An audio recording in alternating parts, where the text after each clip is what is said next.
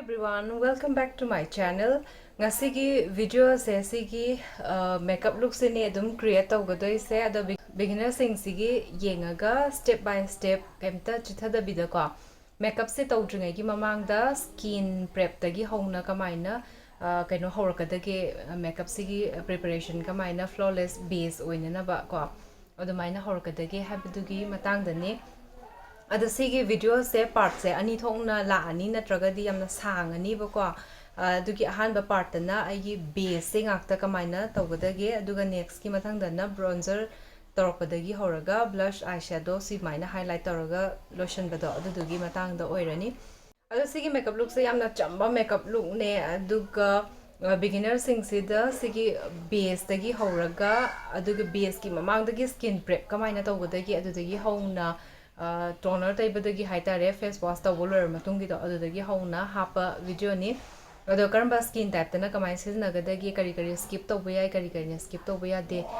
sungsoi soidaba oi product sing do haibagi matang du ni aduga product sing se aina siznariba myam se loinama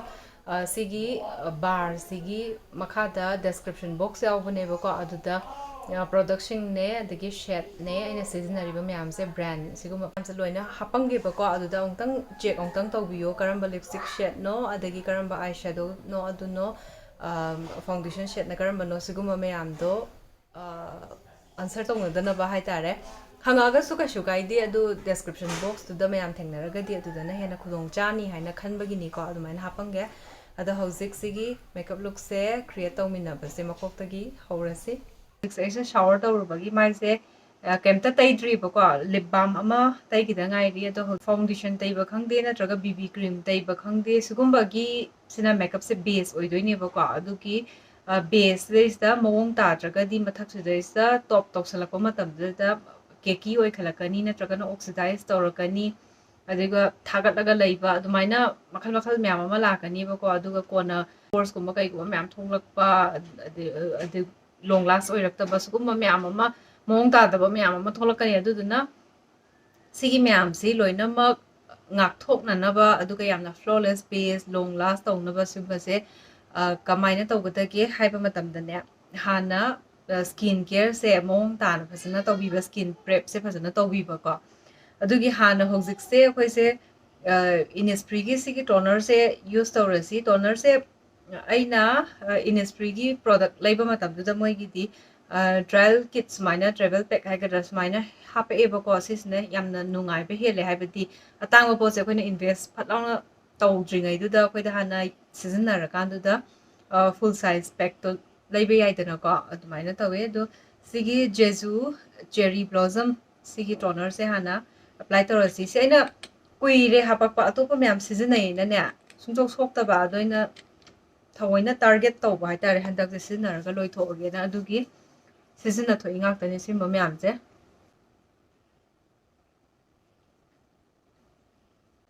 toner लोइरे अदुगा अतोपा step म्याम अमता तौरोइगे हाबदी स्किन केयर गी लेयर तौबा स्टेप सिंग अदुगुम्बा म्याम दो अमता तौरोइगे कइगिनो हाबदी बिगिनर सिंग गी ओइना तौबा वीडियो निना को कंपलसरी अखोइना चंगदब यादब हाइतारे अदुगुम्बा स्टेप सिंग दु ngakतने आइना उलकदोइसे सिना सेंट बोटानिका गी अंडर आई क्रीम ने सिसु कुइरे आइना पेन उबा हौराबने बको आइना थवैना सिजना थोअबा हाइबदी 50 ग्राम ने बको 50 ग्राम हाइबसे मिट की ओइना सिनरको मतमददी प्रोडक्ट तो याम चंगदमिना कुइना चटलेबा अदुना थवैना सिजना थोपा सिदा हाना रब तौरगा अंडर आई एरिया से सुमाइना दम सेकेंड मंगा तरा से अदुम लोइरनी यारे नत्रगदी अखोइना आई शैडो तौरपा कंसीलर थारपा मतमदुदा फजना प्रेप तहौद्रगदी ने कनो ओइदोइनेबा मसागी खुदोंसादबा म्याम थोलकदोइनेबा अदु हौजिसे मॉइस्चराइज तौसलसी ऐसे सीरम अदु अदा केमता अमता सिजनद्रे केम सिजनद्रसु याबा स्किन ददी लोइनमा स्किप तौबा याइ को मॉइस्चराइजर अमा खक्तंग सिजनरकांदुदा याबा स्किन लैदना को अदुददी नॉर्मल स्किन टाइप तगदी मॉइस्चराइज तंग तौरगा दुम यानी अदुमाइना दुम तौरगे अदुना मॉइस्चराइजर से Sissu Innisfree gi hojiki jeju cherry blossom lotion yam nungai sise sizinaba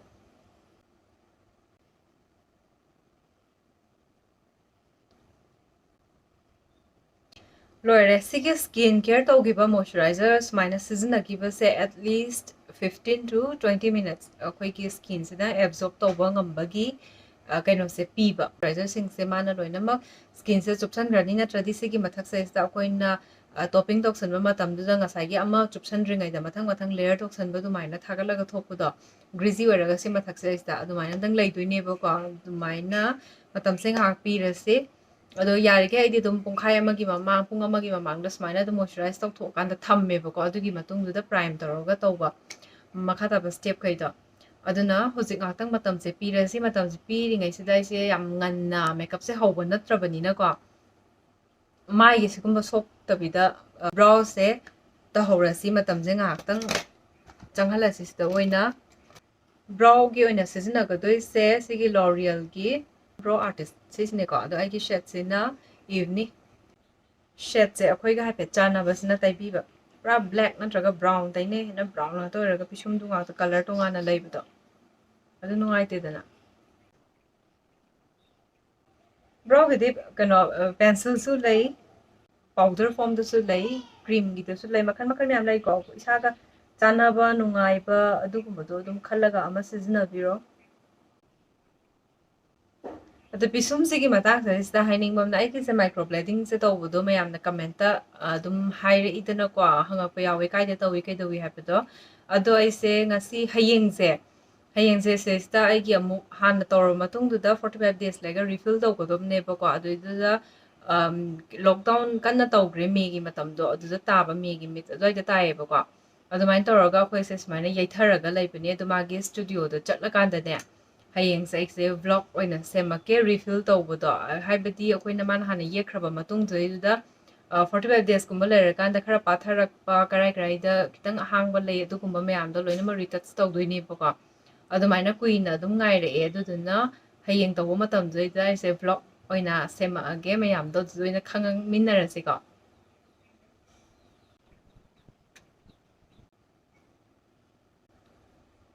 ꯁꯨꯃꯥꯏꯅ ꯁꯦꯠ ꯇꯧꯁꯟꯈ꯭ꯔꯦ ꯄ꯭ꯔꯥꯏꯃꯔ ꯍꯥꯟꯅ ꯇꯩꯁꯜꯂꯁꯤ ꯄ꯭ꯔꯥꯏꯃꯔꯁꯦ ꯑꯩꯈꯣꯏꯒꯤ ꯁ꯭ꯀꯤꯟ ꯇꯥꯏꯞꯀꯤ ꯃꯇꯨꯡ ꯏꯟꯅ ꯄ꯭ꯔꯥꯏꯃꯔꯁꯤꯁꯨ ꯁꯤꯂꯦꯛ ꯇꯧꯒꯗꯕꯅꯤ ꯂꯣꯡ ꯂꯥꯁ ꯇꯧꯕ ꯄ꯭ꯔꯥꯏꯃꯔ ꯂꯩ ꯑꯗꯒꯤ ꯄꯣꯔ ꯐꯤꯜ ꯇꯧꯕ ꯂꯩ ꯑꯗꯒꯤ ꯕ꯭ꯂꯔ ꯈꯤꯇꯪ ꯍꯥꯏꯕꯗꯤ ꯁꯤꯒꯨꯝꯕ ꯂꯩꯕꯁꯦ ꯈꯤꯇꯪ ꯕ꯭ꯂꯔ ꯆꯠꯄ ꯂꯩ ꯈꯤꯇꯪ ꯇꯤꯟꯇꯦꯠ ꯄ꯭ꯔꯥꯏꯃꯔ ꯑꯣꯏꯕ ꯂꯩ ꯀꯂꯔ ꯈꯤꯇꯪ ꯍꯤꯟꯠ ꯂꯩꯔꯒ ꯀꯂꯔ ꯀꯔꯦꯛꯁꯟꯒꯤ ꯇꯥꯏꯞꯇ ꯁꯤꯖꯤꯟꯅꯕ ꯂꯩ ꯑꯣꯏꯜ ꯀꯟꯇ꯭ꯔꯣꯜ ꯂꯩ ꯃꯈꯜ ꯌꯥꯝꯅ ꯂꯩꯈ꯭ꯔꯦꯕꯀꯣ ꯑꯗꯣ ꯁꯤꯒꯤꯁꯦ ꯏꯂꯨꯃꯤꯅꯦꯇꯤꯡ ꯑꯣꯏꯕ ꯄ꯭ꯔꯥꯏꯃꯔꯅꯤ ꯈꯤꯇꯪ ꯒ꯭ꯂꯣꯋꯤ ꯈꯤꯇꯪ ꯖꯨꯋꯤ ꯑꯣꯏꯍꯟꯒꯗꯣꯏꯅꯤ ꯁ꯭ꯀꯤꯟꯁꯦ ꯌꯥꯝꯅ ꯍꯦꯜꯗꯤ ꯑꯣꯏꯕ ꯑꯃ ꯂꯩꯗꯅꯀꯣ ꯃꯦꯀꯞ ꯇꯧꯔꯕ ꯃꯇꯨꯡꯗꯨꯗꯩꯗꯨꯗ ꯌꯥꯝꯅ ꯃꯦꯠ ꯑꯣꯏꯔꯒ ꯂꯩꯈꯤꯕ ꯅꯠꯇꯕꯀꯣ ꯑꯗꯨꯒꯨꯃꯥꯏꯅ ꯑꯣꯏꯍꯟꯒꯗꯣꯏꯅꯤ ꯁꯤꯁꯦ ꯑꯣꯔꯤꯐ꯭ꯂꯦꯝꯒꯤ ꯀꯩꯅꯣꯅꯦ ꯄ꯭ꯔꯥꯏꯃꯔꯅꯤ ꯁꯤ ꯁꯤꯖꯤꯟꯅꯔꯁꯤ ꯁꯤꯒꯨꯝꯕꯁꯤꯅ ꯑꯣꯀꯦꯖꯅꯦꯜꯂꯤ ꯑꯩꯈꯣꯏꯅ ꯀꯦꯕ ꯃꯇꯝꯗꯣ ꯑꯗꯨꯗꯗꯤ ꯁꯤꯁꯦ ꯁꯤꯖꯤꯟꯅꯕ ꯌꯥꯝꯅ ꯅꯨꯡꯉꯥꯏ ꯁꯤꯒꯨꯝꯕꯒꯤ ꯄ꯭ꯔꯥꯏꯃꯔꯁꯦ ꯄ꯭ꯔꯣꯗꯛꯁꯤꯡꯁꯦ ꯑꯩ ꯂꯣꯏꯅ ꯗꯦꯁꯀ꯭ꯔꯤꯞꯁꯟ ꯕꯣꯛꯁꯇ ꯄꯤꯔꯝꯒꯦ ꯑꯗꯨꯗ ꯃꯌꯥꯝꯗꯣ ꯍꯥꯏꯕꯗꯤ ꯈꯪꯅꯤꯡꯕ ꯌꯥꯎꯔꯒꯗꯤꯀꯣ ꯀꯔꯤ ꯄ꯭ꯔꯣꯗꯛꯅꯣꯗꯣ ꯈꯪꯅꯤꯡꯕ ꯌꯥꯎꯔꯒꯗꯤ ꯗꯦꯁꯀ꯭ꯔꯤꯞꯁꯟ ꯕꯣꯛꯁꯇꯨꯗ ꯆꯪꯉꯒ ꯍꯥꯏꯐꯦꯠ ꯌꯦꯡꯕꯤꯌꯣ ꯑꯩ ꯍꯦꯜꯗꯤ ꯑꯣꯏꯗ꯭ꯔꯥ ꯁꯤ ꯇꯩꯈꯤꯕꯁꯦ ꯐꯥꯎꯟꯗꯦꯁꯟꯁꯦ ꯁꯤꯒꯤ ꯂꯣꯔꯤꯌꯦꯜ ꯏꯟꯐꯣꯂꯤꯕꯜꯒꯤ 24 hour ꯃꯦꯠ ꯀꯚꯔ ꯁꯤꯒꯤ ꯐꯥꯎꯟꯗꯦꯁꯟꯁꯦ ꯁꯤꯖꯤꯟꯅꯁꯤ ꯃꯦꯇꯤꯐꯥꯏ ꯇꯧꯕ ꯐꯥꯎꯟꯗꯦꯁꯟꯅꯦ ꯁꯤꯒꯤ ꯐꯥꯎꯟꯗꯦꯁꯟꯁꯦ ꯑꯗꯨꯗꯨꯅ ꯃꯦꯇꯤꯐꯥꯏ ꯇꯧꯕ ꯑꯣꯏꯔꯒꯗꯤ ꯀꯔꯝꯕ ꯁ꯭ꯀꯤꯟ ꯇꯥꯏꯞꯇ ꯆꯥꯅꯅꯤ ꯍꯥꯏꯕꯗ ꯑꯣꯏꯂꯤ ꯁ꯭ꯀꯤꯟ ꯇꯥꯏꯞꯇ ꯆꯥꯅꯅꯤ ꯅꯠꯇ꯭ꯔꯒꯅ ꯀꯣꯝꯕꯤꯅꯦꯁꯟ ꯁ꯭ꯀꯤꯟ ꯇꯥꯏꯞꯇꯨꯗ ꯆꯥꯅꯅꯤ ꯑꯣꯏꯜ ꯀꯟꯇ꯭ꯔꯣꯜ ꯇꯧꯗꯣꯏꯅꯤ ꯂꯣꯡ ꯂꯥꯁ ꯇꯧꯗꯣꯏꯅꯤ ꯃꯦꯇꯤꯐꯥꯏ ꯇꯧꯔꯒ ꯊꯝꯗꯣꯏꯅꯤꯅꯀꯣ ꯑꯩꯒꯤ ꯁꯦꯠꯁꯤꯅ 104 ꯒꯣꯜꯗꯟ ꯕꯦꯖ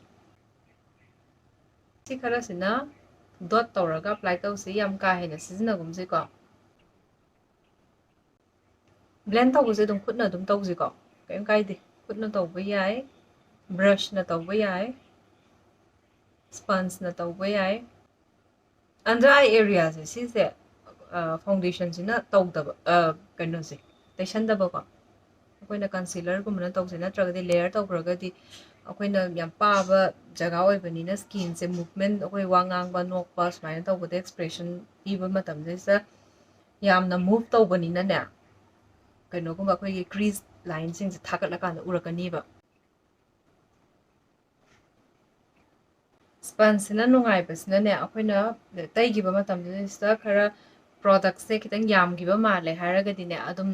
ꯗꯦꯞ ꯇꯧꯔꯒ ꯕ꯭ꯂꯦꯟ ꯇꯧꯕ ꯃꯇꯝꯗꯅꯦ ꯃꯉꯣꯟꯗ ꯂꯣꯏꯅꯃꯛꯇꯣ ꯁꯨꯃꯥꯏꯅ ꯆꯪꯉꯛꯀꯗꯣꯏꯅꯦ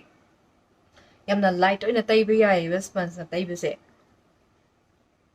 product excess laibasingdo mana loinamak chingkhatkibadu ada foundation daiba matam se sigi hairline se si ma kaino tawbiba yohan ba haitari natra kandadi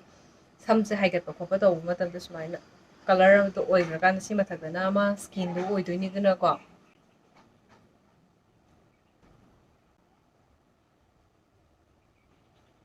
yare concealer gi oina use tawdoise sisu L'Oreal Infallible Fullwear sigi concealer sisina si aigi shade sina 314 concealer sina tawgodoiba mathau se sise akoigi dark leiba aduga uring gumba kai gumba sumba laigi bagi adagi haing mathi leibagi sumaina kara spot leiba singse aduga under eye area da kara musanba gumba lairiba sugumba mayam se masna balance tohon gadoini ko foundation na ngamdaba khumba ngamdaba kharadi concealer na kumal leba ko habedi concealer na foundation dagi hena formulation da thick koi bagi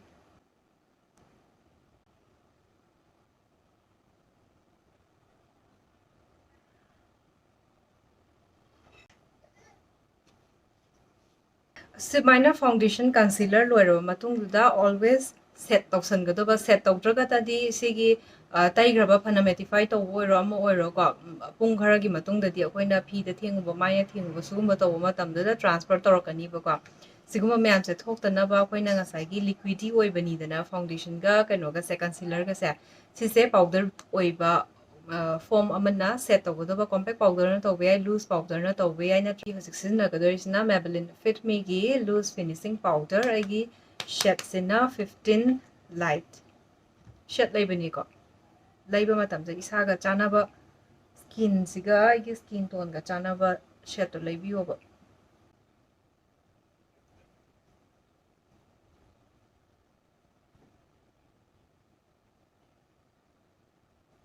sumaina set tawre atai sidi sigi maningi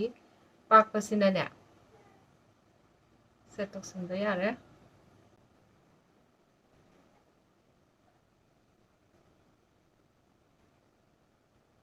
rest makeup se loshlaga age sigi makeup video se ista rest makeup to su loina mak hapaga diko video se yamna sangrani adu natragana si sina part 1 ohelaga second part ta aigi hojiki makhata ba sigi base ki mathang da lakpa yamna simple step sing haitare adugi myam do mathangi video da amu hapake ngasi makhata rakpa hayengi video dana sigi sumaina full oina achieve to bodo adu next video do in hapa age ko ngasi gi this lage bye bye